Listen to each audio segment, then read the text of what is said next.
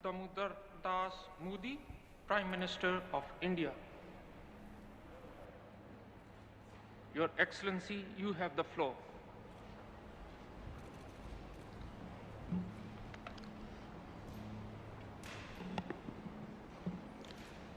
Friends, आज मैं आपके बीच उस भूमि का प्रतिनिधित्व कर रहा हूं जिस भूमि ने हजारों वर्ष पहले ये मंत्र दिया था, समगच्छध्वं समध्वत्वं संवो मानसी जानता। आज 21वीं सदी में ये मंत्र और ज्यादा महत्वपूर्ण हो गया है, प्रासंगिक हो गया है। समगच्छध्वं यानी सभी साथ मिलकर चले, संबद्धम यानी सभी मिलजुल कर आपस में संवाद करें, और संवो मनानसी जानता यानी सभी के मन भी आपस में मिले रहें।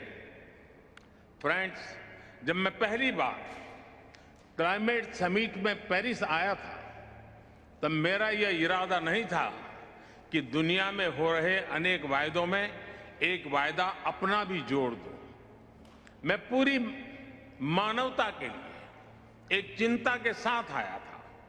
मैं उस संस्कृति के प्रतिनिधि के रूप में आया था जिसने सर्वे भवन्तु सुखिनः अर्थात सभी सुखी रहे का संदेश दिया है। और इसलिए मेरे लिए पेरिस में हुआ आयोजन एक समिट नहीं, सेंटिमेंट था, एक कमिटमेंट था। और भारत वो वायदे विश्व से नहीं कर रहा था, बल्कि वो वायदे 125 करोड़ भारतवासी अपने आप से कर रहे थे। और मुझे खुशी है कि भारत जैसा विकासशील देश जो करोड़ों लोगों को गरीबी से बाहर निकालने में जुटा है, जो करोड़ों लोगों की ईज ऑफ लिविंग पर रात दिन काम कर रहा है, आज विश्व की आबादी का 17% होने के बावजूद जिसकी एमिशंस में रिस्पॉन्सिबिलिटी सिर्फ 5% रही है, उस भारत ने अपना कर्तव्य पूरा करके दिखाने में कोई कसर बाकी नहीं छोड़ी है। आज पूरा विश्व मानता है कि भारत एकमात्र बड़ी अर्थव्यवस्था है जिसने पेरिस कमिटमेंट पर लेटर एंड स्पिरिट में डिलीवर किया है। हम संकल्पबद्ध होकर हर संभव एफर्ट्स कर रहे हैं, परिश्रम कर रहे हैं और परिणाम लाकर दिखा रहे हैं। फ्रेंड्स, आज जब मैं आपके बीच आया हूं तो भारत के ट्रैक रिकॉर्ड को भी लेकर के आया। मेरी बातें सिर्फ शब्द नहीं हैं, ये भावी पीढ़ी के उज्जवल भविष्य का जयघोष है। आज Bharat installed renewable energy capacity में विश्व में चौथे नंबर पर है।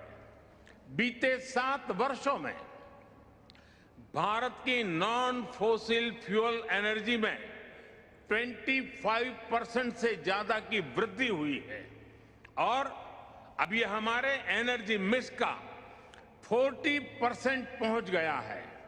फ्रेंड्स, विश्व की पूरी आबादी से भी अधिक यात्री भारतीय रेल से हर वर्ष यात्रा करते हैं। इस विशाल रेलवे सिस्टम ने अपने आप को 2030 तक नेट जीरो बनाने का लक्ष्य रखा है। अकेली इस पहल से सालाना 60 मिलियन टन एमिशन की कमी होगी।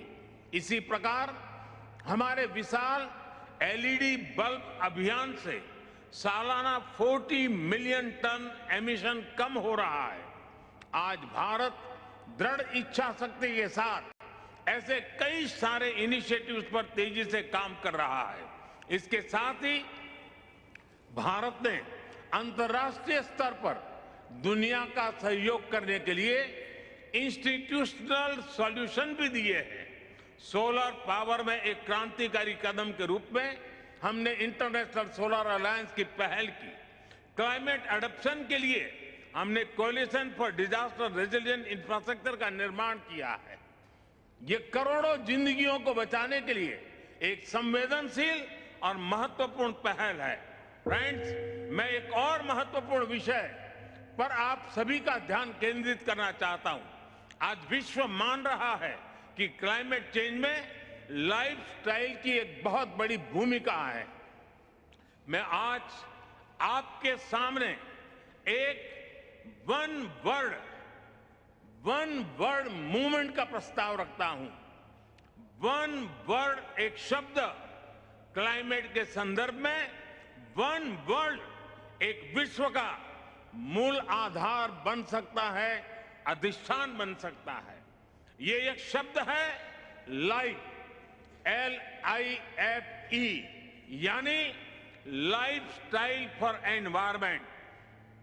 आज जरूरत है कि हम सभी लोग एक साथ आकर कलेक्टिव पार्टिसिपेशन के साथ लाइफस्टाइल फॉर एनवायरमेंट यानी लाइफ को एक अभियान की तरह आगे बढ़ाएं।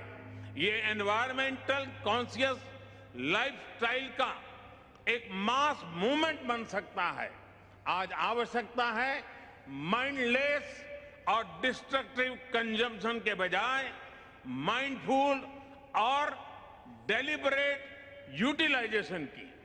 ये मूवमेंट एक साथ मिलकर ऐसे लक्ष्य तय कर सकता है जो डाइवर्स एरिया जैसे fishing, agriculture, wellness, dietary choices, housing, packaging, hospitality, tourism, clothing, fashion, water management और एनर्जी जैसे अनेक सेक्टर्स में एक क्रांतिकारी बदलाव ला सकता है। ये ऐसे विषय हैं जहां हम में से प्रत्येक को हर रोज कॉन्शियस चॉइस करनी होगी। पूरी दुनिया में करोड़ों अरबों लोगों के हर रोज की ये चॉइसेस क्लाइमेट चेंज के खिलाफ लड़ाई को हर दिन बिलियन स्टेप्स आगे ले जाएगी। और मैं इस आर्थिक आधार पर, वैज्ञानिक आधार पर, बीती शताब्दी के अनुभवों के आधार पर हर कसौटी पर खरा उतरने का मूवमेंट मानता हूं। स्व से समष्टि का यही रास्ता है, अहम से वयम के कल्याण का यही रास्ता है। फ्रेंड्स, क्लाइमेट चेंज पर इस वैश्विक मंथन के बीच मैं भारत की ओर से इस चुनौती से निपटने के लिए 5 अमृत तत्व रखना चाहता हूं, पंचामृत की सौगात देना चाहता हूं। पहला, भारत 2030 तक अपनी नॉन फोसिल एनर्जी कैपेसिटी को 500 गीगावाट तक पहुंचाएगा। दूसरा, भारत 2030 तक अपनी 50% एनर्जी रिक्वायरमेंट्स रिन्यूएबल एनर्जी से पूरी करेगा। तीसरा, भारत अब से लेकर 2030 तक के कुल प्रोजेक्टेड कार्बन एमिशन में 1 बिलियन टन की कमी करेगा। चौथा, 2030 तक भारत अपनी अर्थव्यवस्था की कार्बन इंटेंसिटी को 45% से भी कम करेगा। और पांचवा, वर्ष 2070 तक भारत नेट जीरो का लक्ष्य हासिल करेगा। ये पंचामृत क्लाइमेट एक्शन में भारत का एक अभूतपूर्व योगदान होंगे। फ्रेंड्स, ये सच्चाई हम सभी जानते हैं कि क्लाइमेट फाइनेंस को लेकर आज तक किए गए वायदे खोखले ही साबित हुए हैं। जब हम सभी क्लाइमेट एक्शन पर अपने एम्बिशन बढ़ा रहे हैं, तब क्लाइमेट फाइनेंस पर विश्व के एम्बिशन वहीं नहीं रह सकते जो पेरिस एग्रीमेंट के समय थे।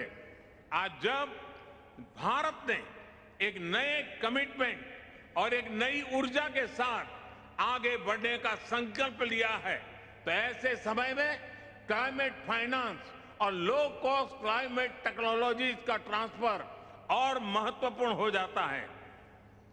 भारत की अपेक्षा है कि विकसित देश जल्द से जल्द $1 ट्रिलियन का क्लाइमेट फाइनेंस उपलब्ध कराएं। आज आवश्यकता है कि जैसे हम क्लाइमेट मिटिगेशन में हुई प्रगति को ट्रैक करते हैं, वैसे ही हम क्लाइमेट फाइनेंस को भी ट्रैक करें। उचित न्याय तो ये होगा कि जो देश क्लाइमेट फाइनेंस पर किए अपने वादों पर खरे नहीं उतरे, उन पर दबाव बने। फ्रेंड्स, आज भारत क्लाइमेट के विषय पर बहुत ही साहस और बड़ी महत्वाकांक्षा के साथ आगे बढ़ रहा है।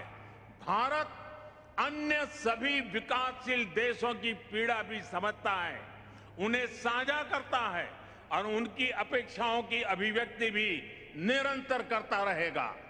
कई विकासशील देशों के लिए क्लाइमेट चेंज उनके अस्तित्व पर मंडरा रहा है, एक बड़ा संकट है। हमें दुनिया को बचाने के लिए आज बड़े कदम उठाने ही होंगे। यही समय की मांग है और यही इस फोरम की प्रासंगिकता भी सिद्ध करेगा। मुझे विश्वास है कि ग्लासगो में लिए गए निर्णय हमारी भावी पीढ़ियों का भविष्य बचाएंगे और सुरक्षित और समृद्ध जीवन का उपहार देंगे। अध्यक्ष जी, मैंने समय अधिक लिया, आपसे मैं क्षमा चाहता हूं, लेकिन विकासशील देशों की आवाज उठाना ये मैं अपना कर्तव्य मानता हूं, इसलिए मैंने उस पर भी बल दिया है। मैं फिर एक बार आपका बहुत बहुत धन्यवाद करता हूं। Thank